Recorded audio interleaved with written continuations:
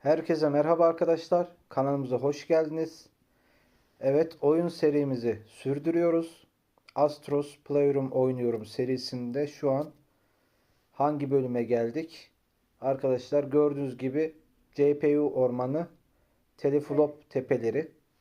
Şu an geçtiğimiz bölüm bu. Birazdan da Mete bu bölümü oynamaya başlayacak. Hemen oyun pozisyonumuzu alalım. Kaldığımız yerden devam edelim.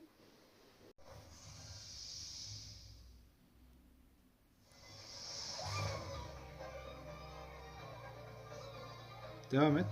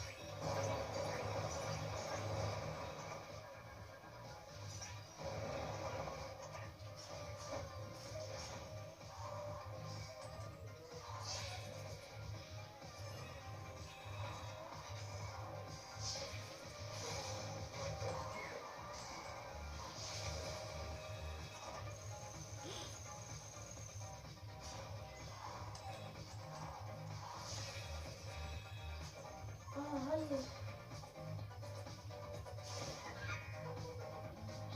Tamam.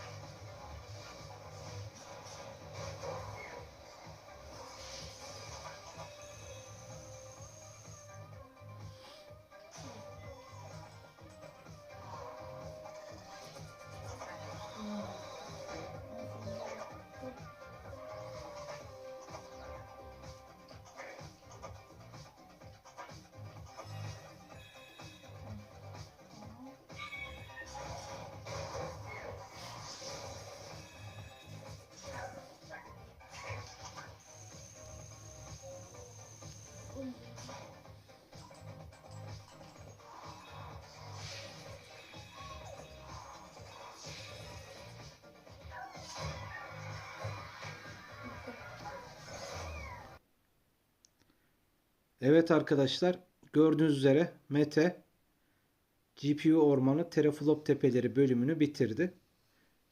Bir sonraki bölümümüzde ne var? Mete bir geç bakalım sağa babacığım. Evet.